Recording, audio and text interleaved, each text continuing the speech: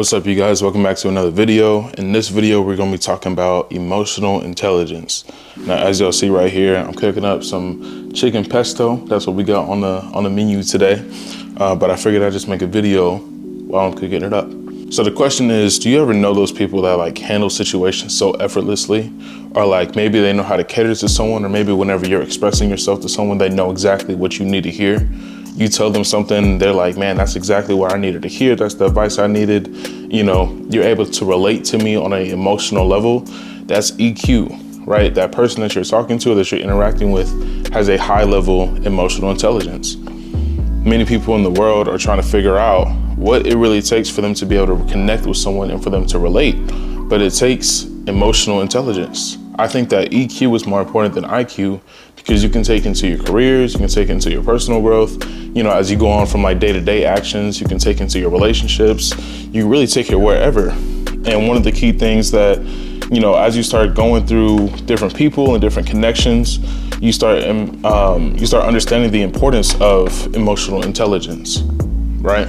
The world runs on emotions, but you need certain people to know how to regulate themselves so they don't go out there and start doing stupid stuff. Or you need people that's going to be able to talk to you and be like, look, I understand where you're coming from with this, but this is where your head is at and this is where it should be. This is where we could work at, right? So in this video, we're going to be talking about some things that you should know about emotional intelligence. Now, first things first is, what is emotional intelligence? It comes down to 5 different things. And this is what I want you guys to think about and reflect on as we're going throughout the video. First thing is, how are your social skills? How do you react in certain situations whenever you're, feeling a little stressed, whenever you're feeling a little angry, right? What do you react with off rip? That's the first thing. Second thing is self-awareness. How aware are you of yourself, of different, actions that you do, the way you say something, your body language, and how it impacts the room or impacts the conversation? How do you understand that, you have some type of impact on whatever situation that you're in? And then kind of moving from there, understanding your own self-awareness. Third thing is self-regulation. Do you have good management skills for yourself to even, direct where your emotions are going? When someone steps to you the wrong way or someone talks to you in a certain way, are you quick to want to react? Are you quick to want to, fight back? Or are you like, look, let me have patience, let me have self-control, let me go about this situation differently because I know that what I could say or what I do next escalates the conversation or the interaction. Fourth thing I would say is motivation. Do you still have the motivation to keep going whenever times get tough, whenever a challenge comes in your life, right? How do you react when challenges come? Do you want to give up? Do you keep going? Do you find the mental strength to be like, look, this is not who I am. This is not where I want to be. I got to keep going and I'm going to accomplish what I want to accomplish. Or are you going to be the type of person that wants to give up just because there's a challenge and it got hard? And then last thing that I would say that I think is the most crucial or the most important is having empathy. You got to understand the other person's emotions. People are so stuck on their own emotional sense that they don't want to look at another person's perspective in that moment. They don't want to feel like, they're going to give that type of power to someone else. They want to just feel heard. They want to talk about what's on their mind, but they don't want to understand the other person. I think that whenever it comes to emotional intelligence and you trying to be intelligent in that, in your own emotional sense, is being able to understand someone else's emotions. Because it's not all just about you, right? If you're in an interaction or if you're having a moment where, you guys are having a disagreement, understand where the other person is coming from. The other person might not feel heard and you're like, look, I might not understand where you're coming from, but help me understand what that is. Especially if the person is like telling you, I don't feel like you're listening to me. Stop, reflect, and then move to ask questions. What I do whenever I'm in a situation and I'm talking to someone, I'm more quick to ask questions than I am to react, right? So if a person is telling me, you made me feel like this, I'd be like, why did I make you feel sad? Why did I make you feel like you weren't heard? Why do you feel like you aren't appreciated? Well, I feel like you don't make me feel appreciated because you don't take the trash out, and I feel like that means you're just disrespecting me. Okay, so what is the trash, why is me taking the trash out make you feel like that's a respect type of thing? Like, what if I just forgot? Do you just feel disrespected then? I follow up with questions to understand where the person is coming from. I think that whenever it comes to empathy, you have to really have a good sense of where the person is coming from and where their emotional state is at. Because it might not even be whatever they're talking about. You ever have a conversation where you guys are talking about one thing, but the root of the problem is something else? That's typically what most conversations are, especially if there's a disagreement. some people are just insecure, but their insecurities lead into you turn your location off, or you don't text me back often, or, you know, you don't check on me as often, or, you know, whatever the case is. And it's like, do you feel like I'm giving my time to someone else? Do you feel like I'm doing something that where you don't trust me? Like, why do you feel like what I'm doing isn't, you know, catering to you in any type of way? And so you got to understand the root cause of what people are talking about. And I think that that stems from a lot of the emotional sense that people have. So now the question is, why is emotional intelligence important, right? Why does it even matter? I think that one of the main reasons why it matters is because it has an impact on like personal relationships, and it also helps with giving people a better communication sense about you, right? It tells people about who you are. If you're going to be super angry, super reactive, being in a place where, you know, you bring negative energy to a space, people don't want you around because you're going to be draining people. But if you're a person that is aware of how to read the room, you know, you uplift, you're a team player, then people are going to want you around. And so what you gotta realize is, like, a lot of people don't want to be around negativity, to be honest. And so if you're a negative person, likely you were going to be, you know, I wouldn't say casted, but no one wants to be around you.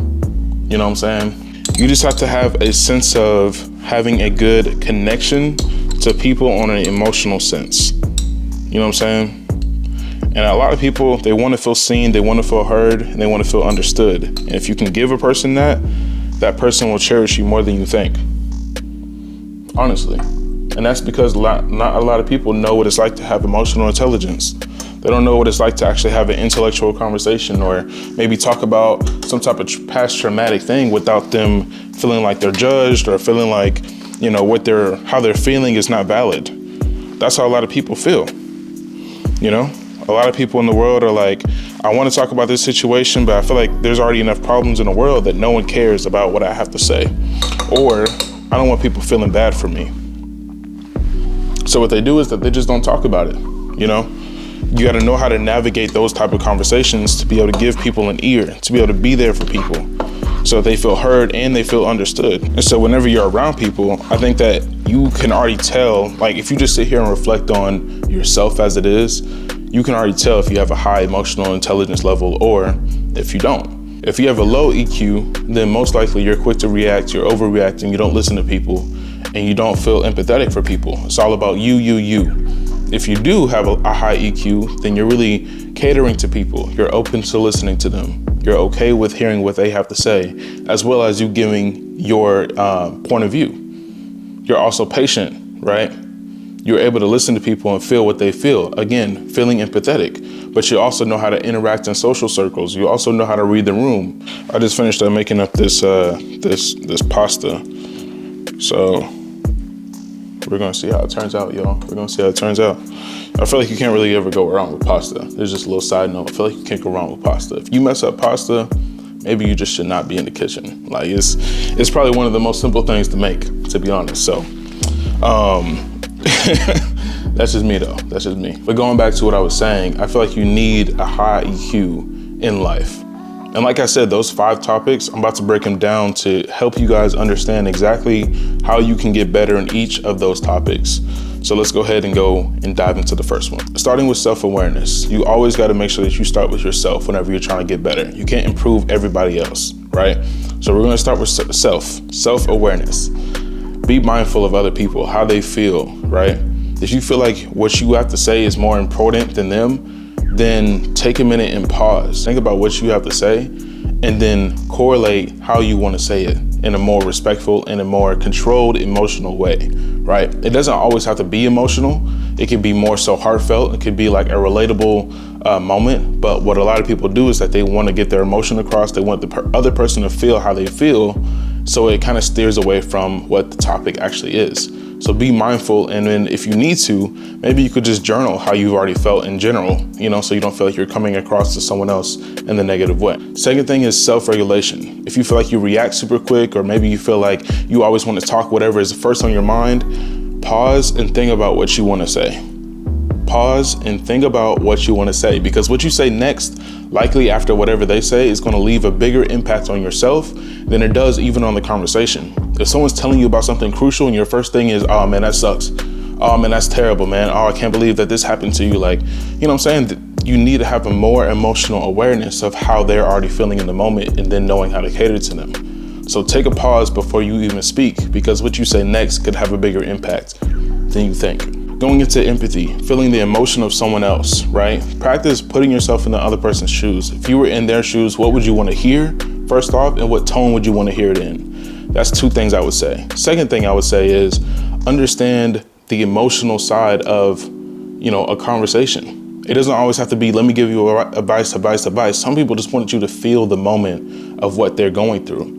And if you can't feel it, then just give them a hug, say things are going to be okay. I still believe that, even though you went through this and this, you're going to overcome it, however you want to go about it. But understand that whenever it comes to the empathetic part, you have to be able to know how to cater to them emotionally, because some people, that's all they're looking for. And then lastly, when it comes to social skills, I would say that practice your body language, practice the nonverbal communication, practice how you approach yourself in a room. If you have a mean face, no one's gonna wanna talk to you. No one's gonna wanna approach you. No one's gonna wanna interact with you. If you walk in, you're smiling, you look happy to be there, you know what I'm saying? If you over there in the corner, and you always ducked off, people don't want to interact with you. But if you're in a crowd talking to people, people are going to be more interactive with you and want to carry a conversation, see who you are.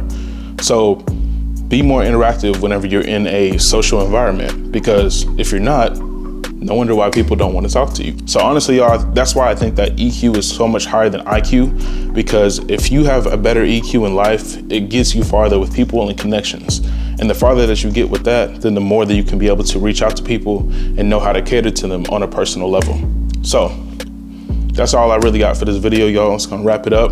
Subscribe to the channel, like the video, and until then, y'all, I will catch you in the next one. Gone.